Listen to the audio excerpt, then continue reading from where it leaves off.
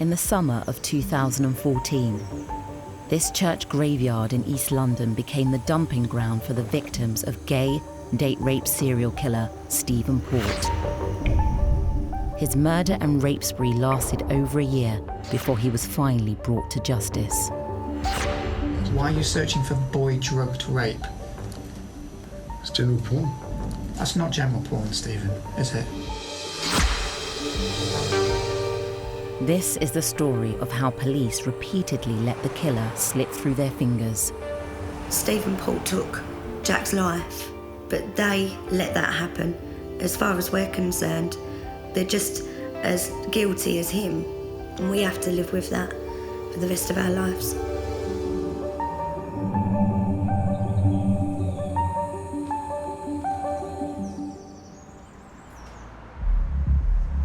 The ambulance, what's the address of the emergency? Cook Street. There's a young boy who got his caps outside. Outside of which number? 4758, I think. 47, Cook Street. Yeah. It looks like he's collapsed or had a seizure or something. Or he's just drunk. On the 19th of June 2014, Stephen Port called the emergency services, claiming he had discovered a man collapsed outside a block of flats in East London. He was lying. Confirm the location. Oh, I'm just driven away now. Where was it that they were outside of? Cook Street. What's your number? I don't know, I didn't look. You said 47 before. Yeah, so what's 47? Port had date-raped and murdered 23-year-old Anthony Wargate and dumped the body outside his own front door. Did you see anything happen at all? No. No.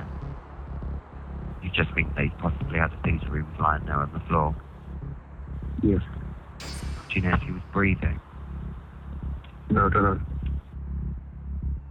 When the emergency services arrived at Cook Street, they found the body of Anthony Wargate. The police constable who attended the scene believed the death was suspicious and noted there was bruising and blood on the torso. After questioning Port, Barking and Dagenham officers accepted his claim that he had found the body outside his front door when he returned from a night shift.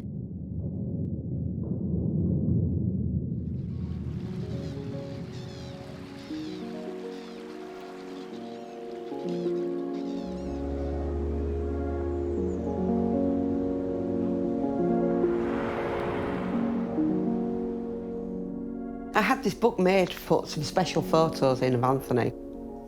These pictures do reflect his personality. He was always the life and soul of the party. He was always one that wanted to make people laugh. Let me smile, because these are my favourite pictures of all. He really did have a zest for life. He just threw himself into everything he did. I've no doubt he would have succeeded in what he did, because he had such passion and such drive to do it. But that's been taken away from him.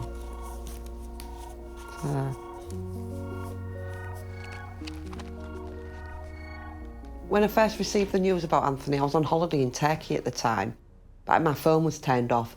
So I turned my phone back on the Sunday evening and received hundreds of missed calls, text messages. So I rang Paul, my other son, who then told me that Anthony had been found dead in the street.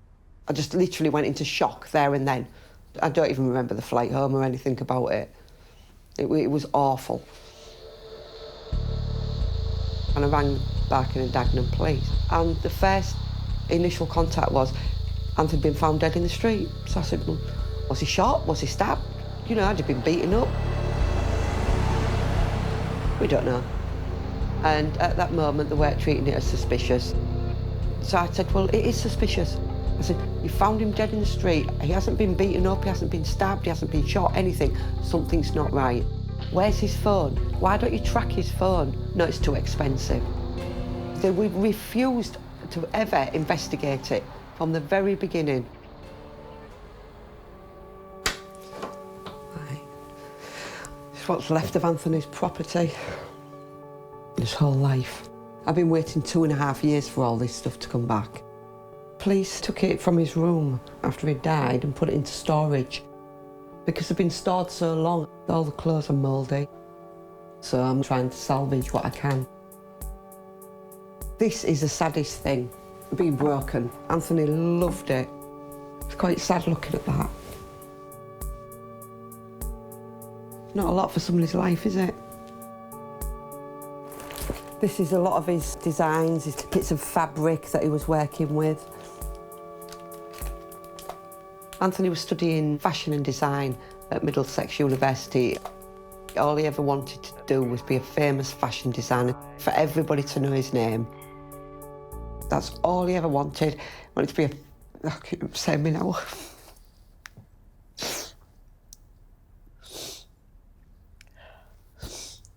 He did get fame, but for all the wrong reasons.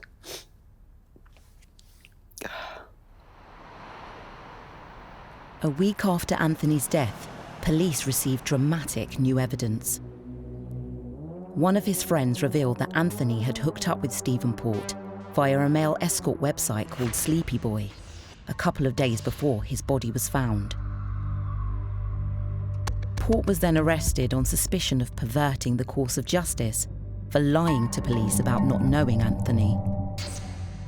After changing his story, Port admitted he had hired Anthony as an escort for the night, but insisted Anthony had died from a self-inflicted drugs overdose. Stephen Port was saying that when Anthony got there, he had taken GHB. And then an hour or two later, he'd gone back into the bathroom and taken more GHB, at which time he was violently ill. Stephen Port then said that Anthony had gone to sleep and he went to work and left him for 8 hours while he went and did his shift. So then Porter said he came back from work and found Anthony dead, so he panicked and carried him outside. So I said to the liaison officer, why would you leave a total stranger that you'd never met before in your flat, in bed? I said, you just wouldn't do it. Well, he did. After Port was arrested for lying to police, they took samples of his DNA. He was released on bail and later discounted as a murder suspect. Every single time I tried ringing the police, I kept saying to them, have you found anything else out? Have you done any more investigation? Have you looked at Anthony's computer? Because they had Anthony's computer, they took Port's computer at the same time and wouldn't look at either of them. Why would we do that? It's too expensive. It was a total and utter open and shut case to them. If police had looked through Port's computer, they would have found vital evidence. Immediately before he accessed Anthony's escort profile on Sleepy Boy, Port did several disturbing online searches. These included date rape drug, unconscious boys rape videos, boys being drug raped, unconscious porn videos.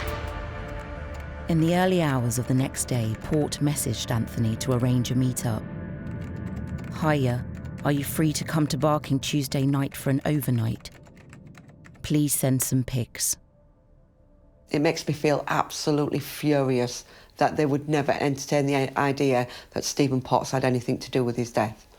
If maybe they'd listened to me in the first place and investigated it at any investigation whatsoever, 3 more young boys would still be alive.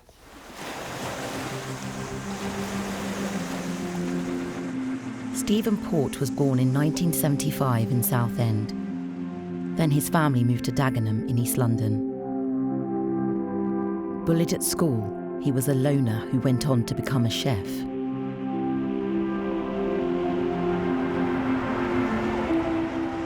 In 2005, Ryan Edwards got to know Stephen Port as a neighbour.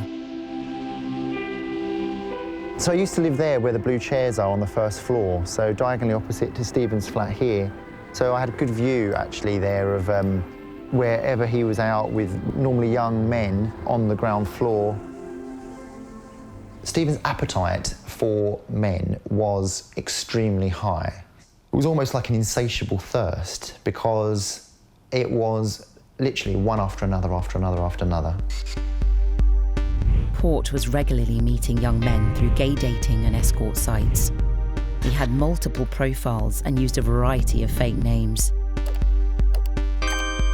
Stephen's type was, in gay terms, a twink, which is, a young, slim gay guy, sometimes effeminate. The chaps that Stephen would date would be sort of 16, 17, 18, and almost a bit vulnerable types. Stephen did have a peculiar childlike personality.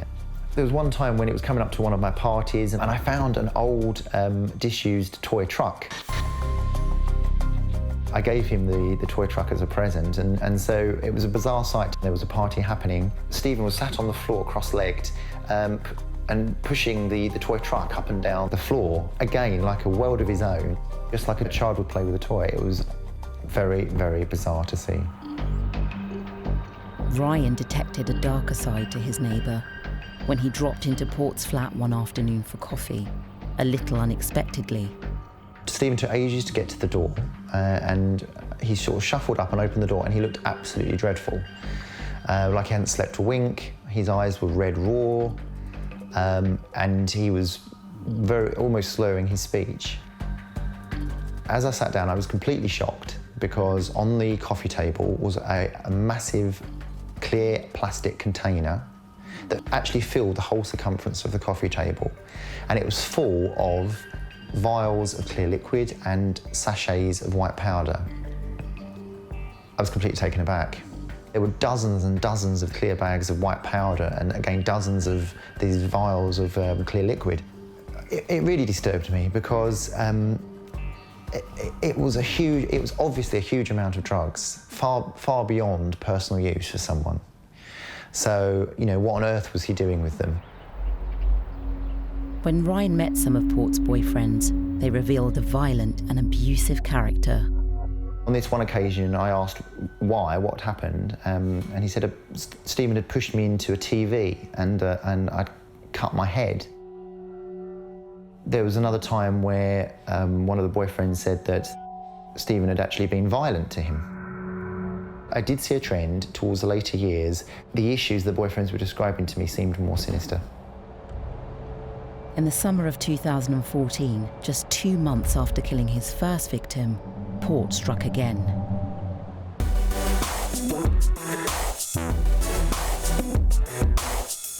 "22-year-old Slovakian Gabriel Kovari moved to London in June and began looking online for a room to rent.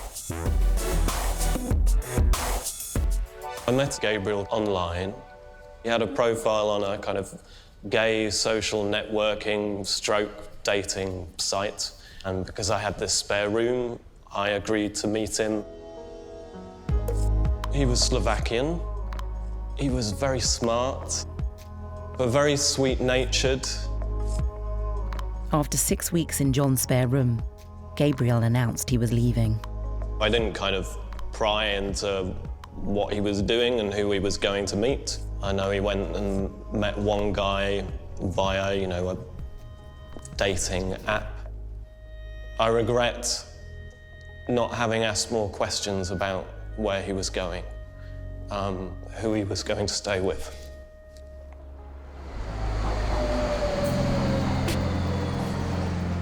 The guy Gabriel was moving in with was Stephen Port, who soon introduced his new flatmate to his neighbour. It was a normal text from Stephen, come over and see my Slovakian twink flatmate. So I went round there and met Gabriel. Stephen wasn't there, and he struck me as a really nice, articulate chap. So after that first meeting, we kept in touch. When Ryan texted Port to say how nice he thought Gabriel was, Port replied saying he was taking good care of him, he.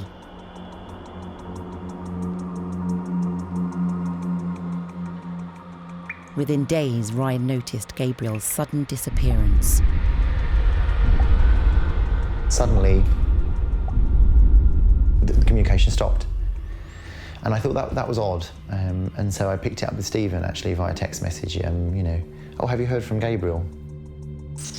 Stephen was then texting me various things saying that, you know, he wasn't sure where Gabriel was, that he thinks he's left to stay with an army guy. And then I got a bolt out of the blue, a text from Stephen, a long text saying, I've got some really sad news, neighbour, but Gabriel has gone back home and he's picked up a mysterious illness and he's died. And whatever you do, please don't mention this on Facebook to the friends and family because obviously they're upset enough as it is. Port had killed Gabriel with a fatal dose of chemsex drug, GHB, then somehow moved his body, without being spotted, a few hundred metres away to a nearby church graveyard. I like coming here. It's such a quiet area, this churchyard.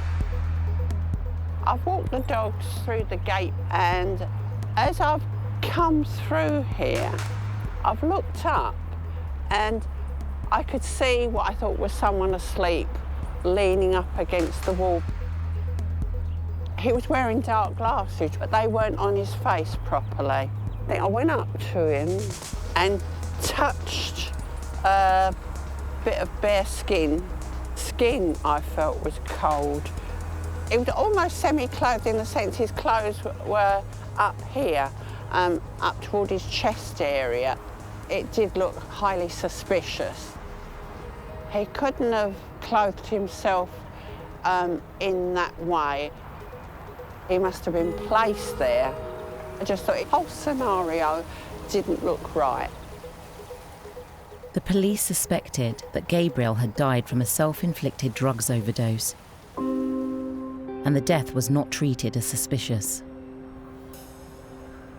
They tracked down Gabriel's recent address. Less than a week after he'd left, I was working from home and 4 police turn up at my door. And they tell me that he's been found dead in a cemetery. And after that, it's a bit of a blur. So you're not just dealing with the fact that your friend has died, it's the horrific circumstances and this mystery. And I guess that was why I felt compelled, even at that early stage, to understand and know what happened.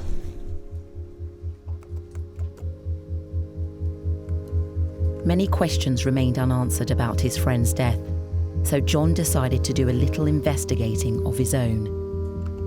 I typed in unexplained deaths Barking, and this link came up, which is about 2.5 to 3 months before Gabriel was found. Man dies in unexplained circumstances in Barking. Police are appealing for information after a man died in unexplained circumstances on Cook Street. So then, what I did was I typed Cook Street into Google Maps. So there's Cook Street and there is St. Margaret's Churchyard. It's like a stone's throw, a couple of blocks away. That's too close. They're too similar. Young men found dead in the same circumstances, that close, mere streets away. It made me suspicious. It seemed suspicious. Barking and Dagenham police did not link the deaths of the 2 gay young men. No public warnings were issued to Barking's gay community. At the time of Gabriel's death, I didn't hear anything about it in the local community. So the information I had on my phone, the crucial evidence, stayed on my phone. Had the police even made any kind of outreach to the LGBT community, then local people like myself would have been aware and we could have gone straight to the police with the information we knew. And people's lives could have been saved. Just a week after murdering his second victim, Port used one of his profiles on the gay dating site FitLads to contact 21-year-old Daniel Whitworth.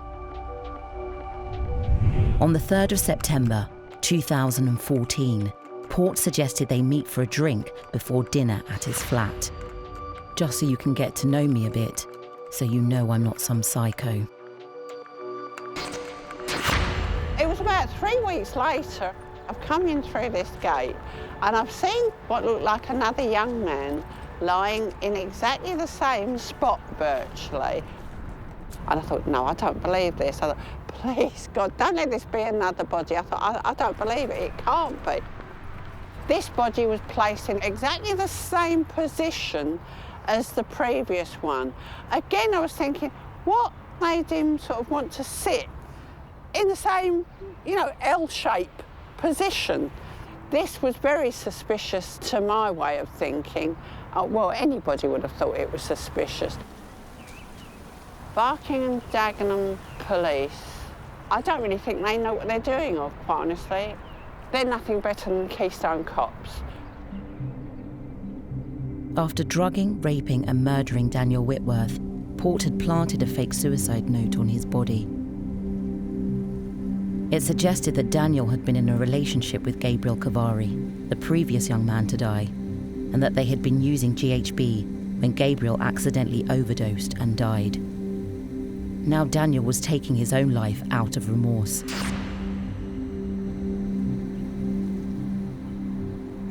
We were just going about our usual routine, and there was a knock at the door, and there were 2 policemen who immediately removed their hats and held their hats in front of them. And I thought, oh my God.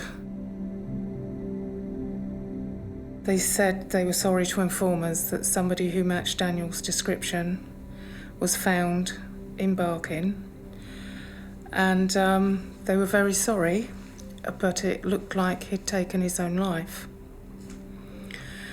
And I turned away, I turned my face from them, and I could feel the tears, and I gave way to them. They said they'd found a suicide note, and he was just found peacefully underneath a tree. We were led to believe it was a drug overdose. We were extremely confused because Daniel was quite a happy lad. Everything was going his way. It just didn't seem to make any sense.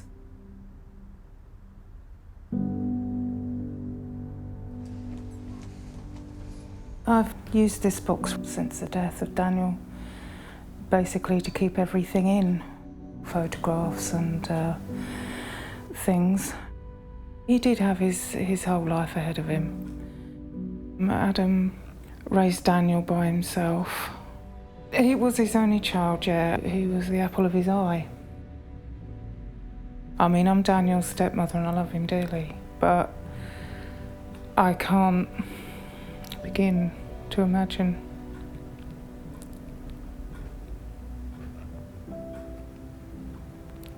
Sorry.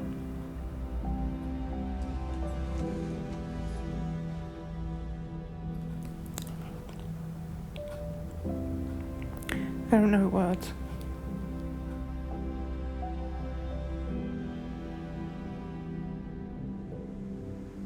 The pathologist who examined Daniel's body noted there was bruising below both of Daniel's arms, which may have resulted from manual handling of the deceased, most likely prior to death.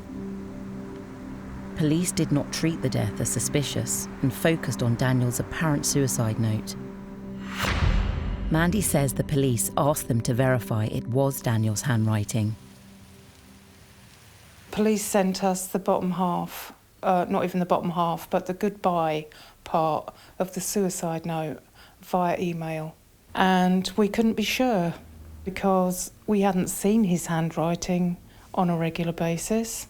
We used modern technology to communicate. This is one of the last birthday cards I got from the boys, which is in Daniel's handwriting. This was really all we had to compare the note to. We did say that we couldn't be sure, and they did say that they had experts in the field to look at this handwriting so that it could be analysed. And that's exactly what we thought was happening. Later, Mandy and Daniel's father, Adam, saw the whole suicide note. It was so cold and to the point and matter of fact And Adam voiced this immediately, almost immediately, said, "There is nothing here that tells me this is Daniel. Absolutely nothing." It also said, don't blame the guy I was with last night. And so one of our first questions was, who is this man that he's mentioning? Who was he with last night? And he said, we don't know. We may never know. We won't know the answer to everything. In retrospect, I don't believe they were looking for the answers. If they were looking, they wouldn't have had to have looked very far. The links were there. The links were there.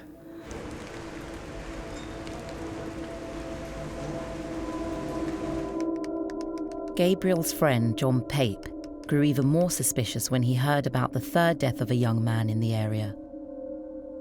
It may have been mild paranoia, but at the time I was thinking, you've got now 3 young men turning up dead in the same area in Barking. There's something very wrong going on here. And because I knew Gabriel, I started to worry that I might be in danger. And so I called the detective from Barking and Dagenham, and I said, if this is murder, you have to tell me, because I'm concerned for my own safety. I suppose my thoughts ran to, are these young men being murdered? And I was assured that it wasn't murder. During this period, Port tried to bolster his cover story. Using a false Facebook profile, he posed as John Luck, a 21-year-old former gay porn star from California, now living in Dagenham. He claimed to have known Gabriel and began spreading stories about Gabriel and Daniel's involvement in dangerous chemsex orgies. This person is saying that Gabriel and Daniel were together at a party in Barking, essentially a drug-fueled orgy. So he says, young guys, loads of drugs provided by older guys. They take advantage of the young ones when they are passed out. One collapsed, and when he woke up, one was fucking him. They say these parties last 3 days non-stop. They give them shots with dope inside and coke. Obviously, the first port of call is to go to the detectives at Barking and Dagenham. And immediately I ran into that brick wall. You're not next of kin. There's nothing we can tell you. But the point is, I was trying to engage with them because I felt that maybe I had information about Gabriel's final movements. And they said that they would speak with their superior officer and get back to me, and they never did. John Pape then contacted gay online news site Pink News and Gallup, an LGBT support group with close links to the police. Both organisations approached Barking and Dagenham police to highlight John's concerns. Gallup called the police and they said, we've got a guy and he thinks he's got relevant information. He thinks that possibly Gabriel and Daniel were at the same chemsex party. Do you want to speak to him? And the police said no, and also that these deaths are not suspicious. On the 23rd of June 2015, Daniel Whitworth's parents were summoned to the inquest into his death. They were confused to learn that the police had recorded that they, the Whitworths, had identified the handwriting on the suicide note as Daniel's. More surprises were to follow. The coroner asked the detective whether this handwriting had been properly analysed, and he responded that, they'd taken it back to the police station and had a look. But it was such a shock because they said that they were going to get this handwriting expertly analysed by a handwriting specialist, and they didn't do it. They quite simply didn't do it, and if they had, they would have known pretty early on that that was not Daniel's handwriting. And they were then looking at murder. And then before you know it, they're asking the detective in charge about a blue bedsheet that Daniel was found on that we knew nothing about. The coroner did ask the inspector in charge had they done any DNA testing on the bedsheet, to which he replied that he hadn't. And when he was asked why they hadn't done any DNA testing on the bedsheet, he said they didn't feel the need to scrutinise this bedsheet because he didn't think there was anybody else involved at that time. The DNA on the bedsheet would most likely have matched with Stephen Port's DNA, which was already on the police database. And then we hear that he was bruised under the arms. The coroner said that there was bruising found under Daniel's arms and across his chest, which suggested he had been manhandled.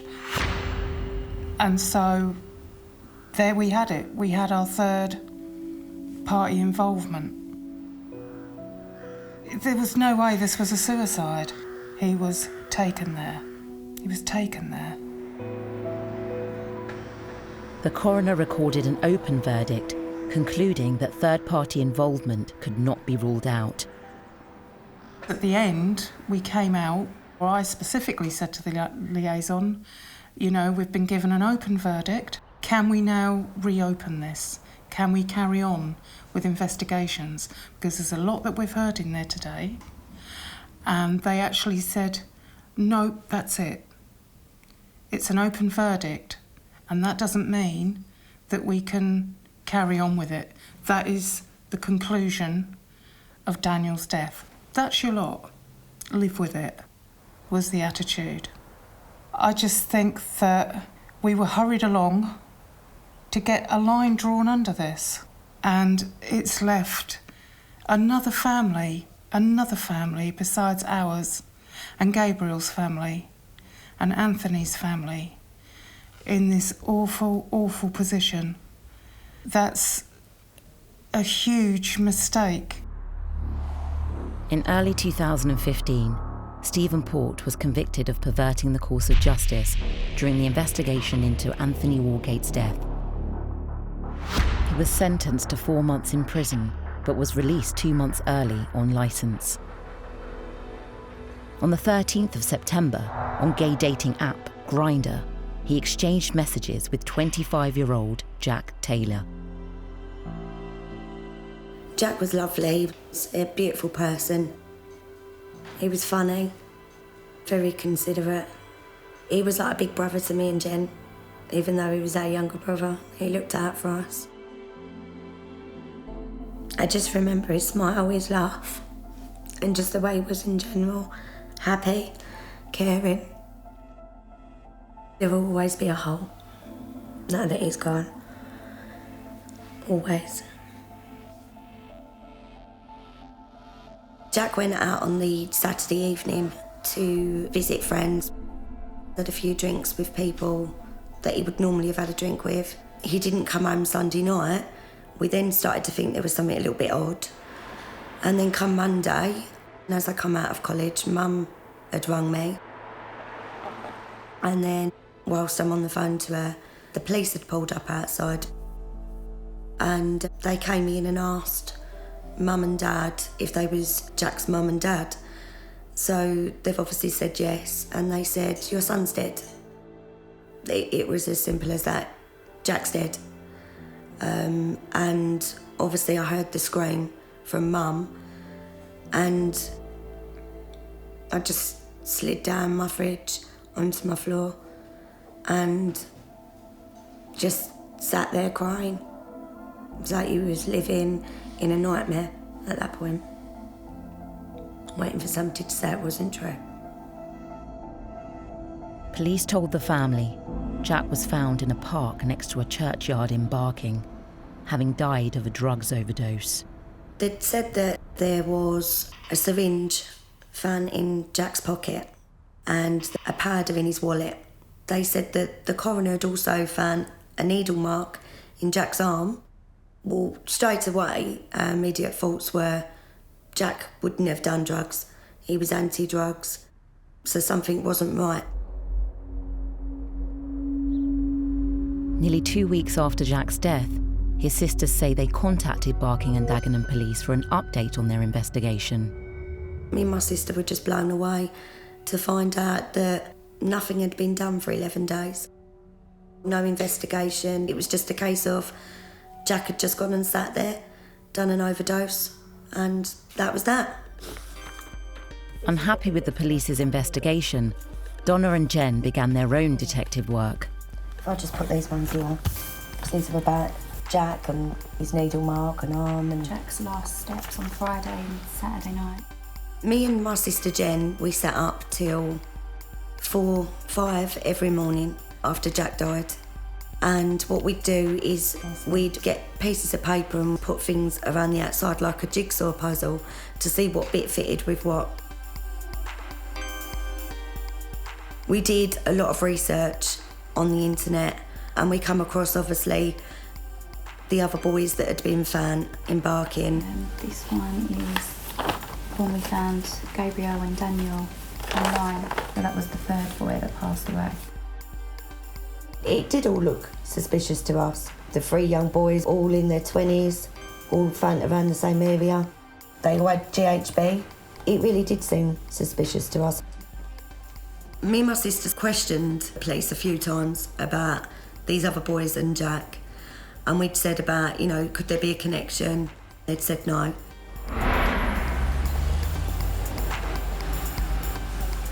The Taylor sisters say they continued to raise questions with the police, and as a result, officers eventually agreed to show them where Jack's body was found. We just walked out the train station, didn't we? And they were both waiting for us, the 2 police officers. And when we arrived, they told us that they had CCTV footage of Jack meeting a man.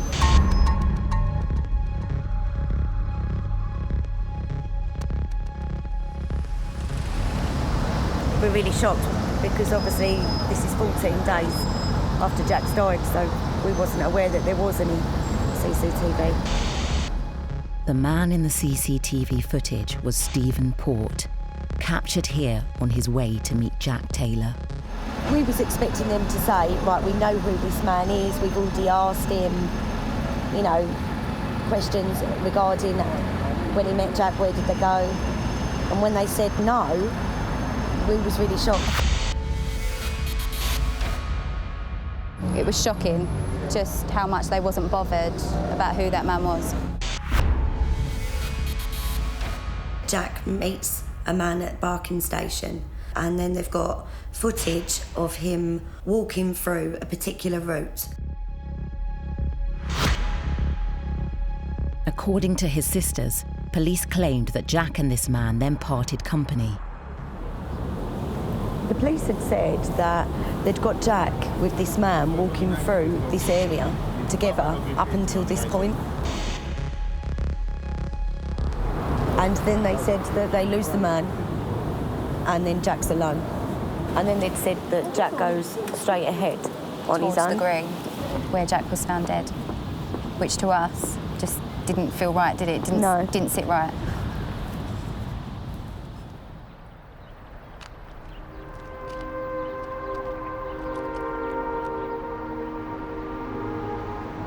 They told us that Jack was found just sitting, leaning against the wall there.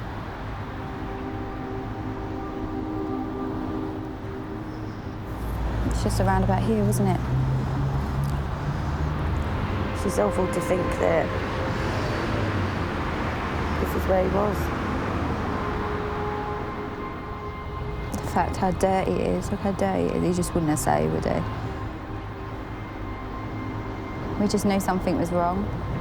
For whatever reason, he wouldn't have walked through the green, he definitely wouldn't have sat here on his own in the pitch black. He didn't do drugs anyway, let alone sit here and inject himself. It was just, the whole situation didn't make sense, not for Jack.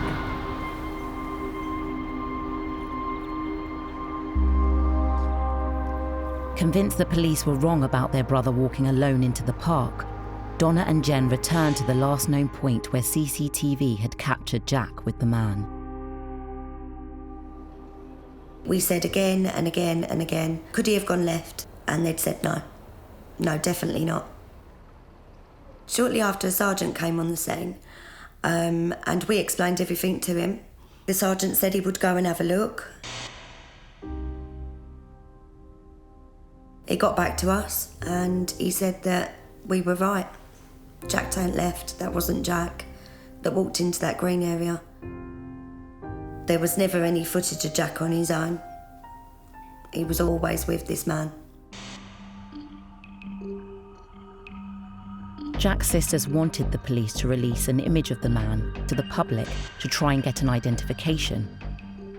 But they say the police were initially reluctant. When they were saying things like, because it's non-suspicious, we don't normally release footage, it really upset us because this is our brother. And not only that, this is a person. You know, this is a human being. So me and Jen said, well, we want it released because we want to know who this man is. You know, he's with our brother and we want to know who is he? Because he would know what had happened to our Jack. He could know. They eventually released the footage of Jack meeting the man at the Barking station, and 2 days later, a man was arrested. On the 15th of October 2015, 16 months after the death of his first victim, Stephen Port was finally arrested for the murders of 4 young men.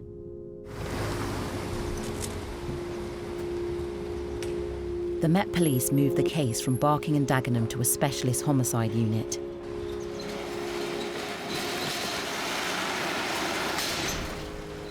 A year later, the families of the victims finally saw Stephen Port brought to justice. Port was found guilty of murdering 4 young men and of drugging or sexually assaulting a further 7. He was ordered to spend the rest of his life behind bars. The loved ones of Port's victims have been left to deal with the catalogue of police failings. Stephen Port, he is a liar. And yet the police continually believed him. It made me furious, absolutely furious. They didn't want to investigate it, and it was just easy enough to believe him. Perverting the course of justice, job done, case closed.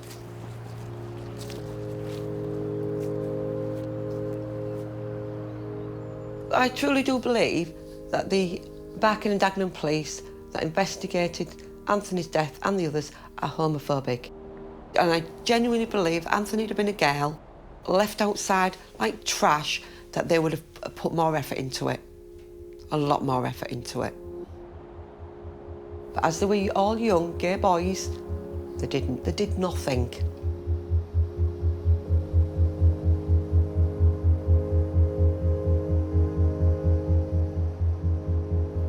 Stephen Port took Jack's life, but they let that happen. As far as we're concerned, they're just as guilty as him. They should be held accountable for his death because they could have prevented it. And we have to live with that for the rest of our lives.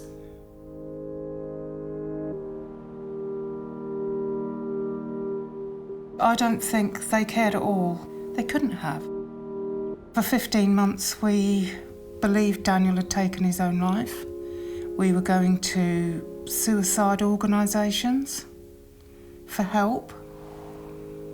And then suddenly you're told, quite matter-of-factly, it appears to be a murder. How can I put into words how let down I feel by an establishment that is there to protect the community?